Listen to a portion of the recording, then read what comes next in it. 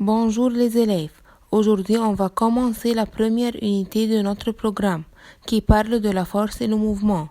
La première leçon est le mouvement dans un seul sens. Maintenant, je vais vous montrer les points essentiels de cette leçon qui sont définition du mouvement, définition de la vitesse et ses genres. Pour définir le mouvement, on dit que le mouvement est la variation de la position d'un corps avec l'écoulement du temps par rapport à la position d'un autre corps. Il y a deux genres de mouvements qui sont mouvement rectiligne et mouvement parabolique. Le mouvement rectiligne, c'est-à-dire le mouvement en ligne droite. Par exemple, une voiture sur une route droite. Mais le mouvement parabolique, c'est-à-dire le mouvement sous forme de courbe. Pour la vitesse, on peut la définir par la distance effectuée par le corps durant une unité de temps. Sa formule mathématique est vitesse égale distance divisée par temps, c'est-à-dire V égale D divisé par T. Donc son unité de mesure est mètres par seconde ou kilomètres par heure. Pour calculer la distance, on multiplie la vitesse par le temps et son unité de mesure est mètre. Mais pour calculer le temps, on divise la distance par la vitesse et son unité de mesure est seconde. Donc les facteurs dont dépend la vitesse sont la distance et le temps. Maintenant, je vais vous expliquer les genres de la vitesse. Il y a 4 genres de la vitesse qui sont vitesse uniforme, vitesse non uniforme, vitesse moyenne et vitesse relative. Le premier genre est la vitesse uniforme. Lorsqu'un corps mobile effectue des distances égales dans des intervalles de temps égaux. Le deuxième genre est la vitesse non uniforme, lorsqu'un corps mobile effectue des distances inégales dans des intervalles de temps égaux, ou lorsqu'un corps mobile effectue des distances égales dans des intervalles de temps inégaux. Le troisième genre est la vitesse moyenne, qui est la distance totale effectuée par un corps mobile divisée par le temps total mis pour parcourir cette distance. Sa formule mathématique est vitesse moyenne égale distance totale divisée par temps total. Son unité de mesure est mètres par seconde ou kilomètres par heure. Remarque. Lorsque le corps se déplace avec une vitesse uniforme, sa vitesse moyenne est égale à la valeur de cette vitesse. Le dernier genre est la vitesse relative, qui est la vitesse d'un corps mobile par rapport au surveillant. Par exemple, si une personne qui est l'observateur se trouve sur la route pour observer deux voitures, la première voiture se déplace avec une vitesse de 80 km par heure et la deuxième voiture avec une vitesse de 100 km par heure. La vitesse de la première voiture qui est lente par rapport à l'observateur est de 80 km, tandis que la vitesse de la deuxième voiture qui est rapide par rapport à l'observateur est 100 km par heure. Alors, la vitesse de la deuxième voiture qui est rapide par rapport au passage de la première voiture qui est lente égale 100 moins 80 égale 20 km par heure. Donc, la mesure de la vitesse dépend de la position du surveillant qui détermine la valeur de cette vitesse.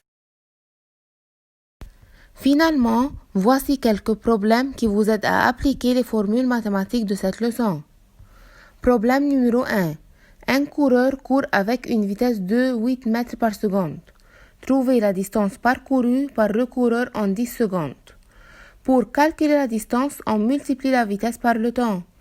Donc, distance égale 8 fois 10 égale 80 mètres. Problème numéro 2. Calculer le temps nécessaire pour qu'un train se déplace à une vitesse uniforme de 100 km par heure pour parcourir une distance de 250 km. Pour calculer le temps, on divise la distance par la vitesse. Donc, temps égale 250 divisé par 100 égale 2,5 heures. Problème numéro 3. Un coureur a parcouru une distance de 100 mètres d'un chemin droit en 10 secondes, puis il est revenu en marchant en 80 secondes pour revenir au point droit de la course. Calculez la vitesse moyenne du coureur en courir, retour, tout le voyage. Pour calculer la vitesse moyenne du coureur dans les trois cas suivants, on utilise la même formule mathématique qui est vitesse moyenne égale distance totale divisée par temps total. Donc, la vitesse moyenne du coureur en courant égale 100 divisé par 10 égale 10 mètres par seconde. Mais la vitesse moyenne du coureur en retournant égale 100 divisé par 80 égale 1,25 mètres par seconde. Et finalement, la vitesse moyenne du coureur pendant tout le voyage égale 200 divisé par 90 égale 2,3 mètres par seconde. Merci. Bonjour les élèves. Aujourd'hui, on va expliquer la deuxième leçon de l'unité 1, qui est la représentation graphique du mouvement en ligne droite. Dans cette leçon, on va parler des graphiques qui montrent les genres de la vitesse et de l'accélération et leur importance. Premièrement, quelle est l'importance des graphiques et pourquoi les savants les utilisent? Les savants mathématiciens utilisent les relations mathématiques entre les différentes variables pour décrire les phénomènes physiques.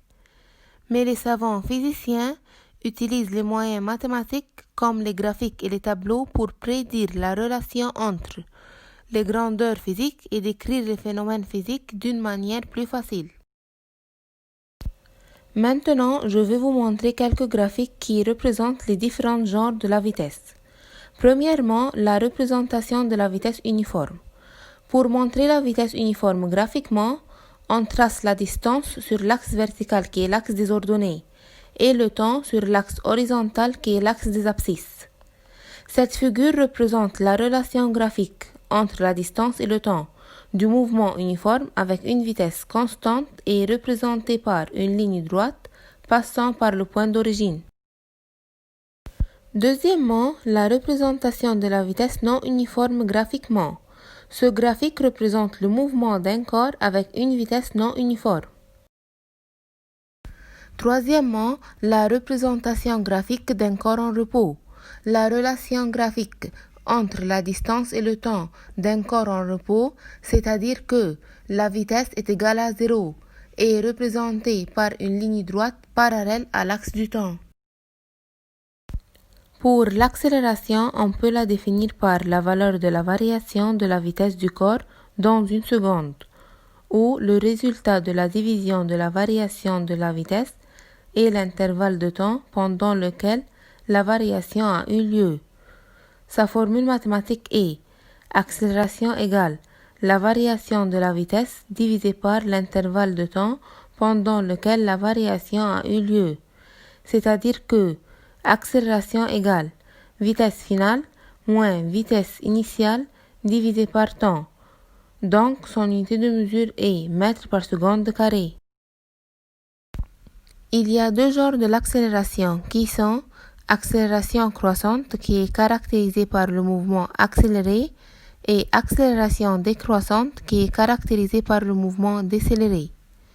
Dans cette figure, on remarque que la vitesse de la voiture augmente avec un taux constant dans un sens déterminé et dans ce cas le mouvement avec une accélération croissante.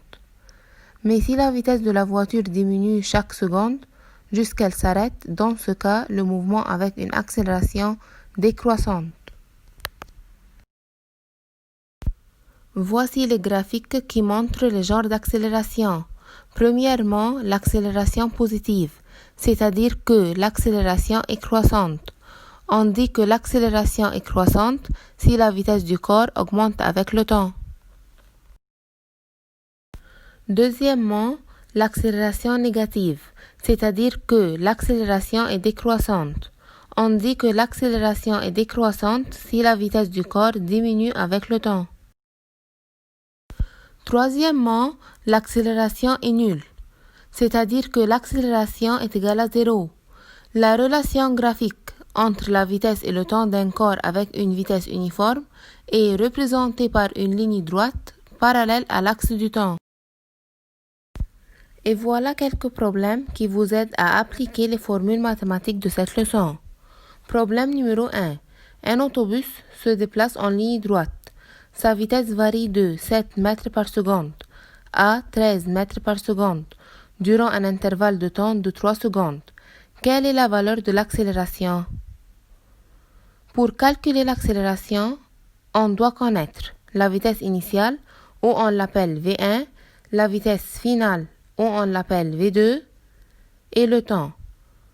Dans ce problème, la vitesse initiale égale 7 mètres par seconde, la vitesse finale égale 13 mètres par seconde, et le temps égale 3 secondes. Donc, l'accélération égale vitesse finale moins vitesse initiale divisé par temps égale 13 moins 7 divisé par 3 égale 2 mètres par seconde carré. Le dernier problème. Une voiture spéciale s'est déplacée du repos et sa vitesse atteint 25 mètres par seconde dans 10 secondes. Quelle est l'accélération avec laquelle la voiture se déplace? Pour calculer l'accélération, on utilise la formule mathématique suivante. Accélération égale vitesse finale moins vitesse initiale divisé par temps. Dans ce problème, la vitesse initiale égale 0 car la voiture s'est déplacée du repos. La vitesse finale égale 25 mètres par seconde et le temps égale 10 secondes. Donc l'accélération égale 25 moins 0 divisé par 10 égale 2,5 mètres par seconde carré. Merci. Bonjour les élèves. Aujourd'hui, on va expliquer la dernière leçon de l'unité 1 qui est les grandeurs physiques scalaires et vectorielles. Dans cette leçon, on va parler de la définition de la grandeur physique et ses genres. Encore, on va parler de la différence entre la distance et le déplacement. Et finalement, que veut-on dire par la vitesse vectorielle? Premièrement, que veut-on dire par une grandeur physique? La grandeur physique, c'est toute quantité qui peut être déterminée et qui a une unité de mesure dans notre vie, comme la masse, le temps, la vitesse, la force et la température. Les grandeurs physiques sont classées en deux genres, qui sont grandeur physique scalaire et grandeur physique vectorielle. Alors, je vais vous expliquer chaque genre de grandeur physique en donnant des exemples. Le premier genre est les grandeurs physiques scalaires, qui ont une quantité seulement et non pas un sens. Par exemple, la masse et son unité de mesure est kilogramme, la longueur et son unité de mesure est mètre, et le temps et son unité de mesure est seconde. Le deuxième genre est les grandeurs physiques vectorielles. Pour les déterminer, il est nécessaire de savoir leur quantité et leur sens. Par exemple, la force et son unité de mesure est newton, l'accélération et son unité de mesure est mètre par seconde carré, et le déplacement et son unité de mesure est mètre. Maintenant, je vais vous montrer quelle est la différence entre la distance et le déplacement. Lorsque la position d'un corps varie durant un intervalle de temps, à ce moment, le corps s'est déplacé. Cette variation dans la position accompagnant le mouvement du corps ne dépend pas du trajet du corps mobile, mais dépend du plus court trajet entre la position où il commence et la position où il arrive. Si un corps se déplace de la position A à la position B, alors la variation de sa position est représentée par un segment dont son commencement est le point A et sa termination est le point B, et dans le sens de A vers B, comme vous montre cette figure. Donc la distance est la longueur du trajet actuel que le corps mobile effectue du point initial du mouvement jusqu'au point final du mouvement. Et la distance est une quantité scalaire. Mais le déplacement est la distance parcourue dans un sens déterminé.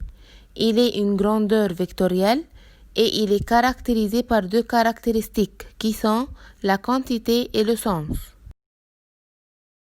Encore, il y a deux autres définitions qui sont la quantité du déplacement et le sens. Premièrement, la quantité du déplacement qui est égale à la longueur de la plus courte ligne droite entre les deux positions. Deuxièmement, le sens qui sera du point initial du mouvement vers le point de sa position finale. Maintenant, je vais vous expliquer que veut-on dire par la vitesse vectorielle. Premièrement, la vitesse vectorielle est une quantité physique vectorielle et pour la déterminer parfaitement, il est nécessaire de savoir sa quantité et son sens. Et on peut la calculer de la relation suivante. Vitesse vectorielle égale déplacement divisé par temps total. C'est-à-dire que la vitesse vectorielle est la valeur du déplacement dans une seconde et elle a les mêmes unités de mesure de la vitesse qui sont mètres par seconde ou kilomètres par heure.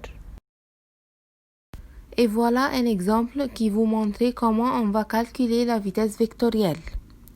Si un corps commence son mouvement d'un point A, il parcourt une distance de 30 mètres vers le nord durant 30 secondes, puis 60 mètres vers l'est durant 20 secondes, puis 30 mètres vers le sud durant 10 secondes, comme dans la figure. Supposons que le trajet effectué par le corps est du point A vers le point B, puis du point B vers le point C, et finalement du point C vers le point D. Donc, le point initial du mouvement est le point A, le point final du mouvement est le point D. La valeur de la distance totale effectuée par ce corps égale 30 plus 60 plus 30 égale 120 mètres. La valeur du temps total que le corps a mis pour parcourir cette distance égale 30 plus 20 plus 10 égale 60 secondes. Donc, la droite directe entre le point A et le point D, dans le sens A vers D, représente le déplacement. Alors, le déplacement égale 60 mètres dans le sens AD. Pour calculer la vitesse vectorielle, on utilise la formule mathématique suivante. Vitesse vectorielle égale déplacement divisé par temps total égale 60 divisé par 60 égale 1 mètre par seconde dans le sens AD vers l'est. Merci.